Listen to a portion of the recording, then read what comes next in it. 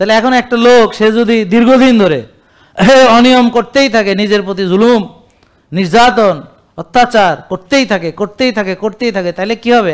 একটা একটা করে তার নষ্ট হবে, চোখ, লিভার, কিডনি সব, গিরা ব্যথা, মাজা ব্যথা, পেটে ব্যথা, এখানে ব্যথা ওখানে ব্যথা, ব্যথা এখানে যায় ওখানে যায়, ব্যথা ক্যাচাত করে এখানে পায়ের চলে যায়, সাইটিকার ব্যথা, হ্যাঁ, ডিস্ক প্রোলাপস থেকে শুরু করে যত রকম ব্যথা বেদনা, তারপর বুক ধড়ফড়ানি, কলজা কাঁপানি, বুঝেননি?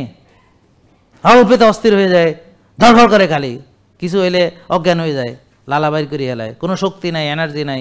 তো পুরুষদের পুরুষত্ব চলে যাবে, নারীদের নারীত্ব চলে যাবে, মা হইতে পারবে না, মাসিক হবে না, পিসিওএস হবে, পলিসিস্টিক ওভারি হবে, মাসিক বন্ধ হয়ে যাবে, বাচ্চা হবে না। এই মাসিক না হলে বাচ্চা কেমনে হবে? তারপরে কি হবে? বুকে লোম গজায়, কার? পুরুষদের, এমনি গজায়। কিন্তু যদি মেয়েদের গজায় তাহলে বুঝবেন এর হরমোনের সমস্যা। তা কেন হয়? এই অনিয়ম চলার কারণে বুকে লোম গজায়, দাড়ি হয়, মোচ হয়, কার হয়? ছেলেদের। কিন্তু মেয়েদেরও হয়, তারা এখন সমান অধিকার। এখন মেয়েরাও শেভ করবে, তাদের শেভিং ক্রিম লাগবে, হ্যাঁ, তারা ওল্ড স্পাইস মাখবে, হ্যাঁ, তারাও এখন শেভ টেপ করবে। তো দাড়ি মোচ হয়, কাদের হয়?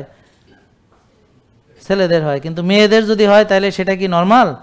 তাহলে ওই কেন হয়? ওই যে তাদেরও পুরুষদের মতো হরমোন হইয়া যায়। তো ছেলেটা শেফালি থেকে এখন কি হচ্ছে? দূর মেয়েটা শরীফা, আপনারা খালি একটা নামই জানেন যে শরীফা থেকে শরীফ, না শরীফ থেকে শরীফা, খালি ওই নাম একটাই আছে। যাই হোক, তো এখন কথা হলো যে মেয়েটা মেয়ে কিন্তু তার হরমোনটা পুরুষের। তো এই জন্য তার মাথায় টাক পড়ে, ব্রণ হয়, দাড়ি হয়, মোচ হয়, বুকের লোম গজায়, ঘাড় কালো হয়, বগল কালো হয়, আসিল হয়, মাসিক হয় না। পুরুষদের কি মাসিক হয়? পুরুষদের পেটে বাচ্চা হয়, তো মেয়ের পেটেও বাচ্চা হয় না, কারণ সেও পুরুষদের মতো হয়ে গেছে। তার মানে মেয়ে পুরুষ হয়ে গেল। সে পুরুষ হইল না, কিন্তু তবে হইল, আবার হইলও না, আবার হইল, তো একটা মাঝামাঝি ঝামেলার মধ্যে থাকলো।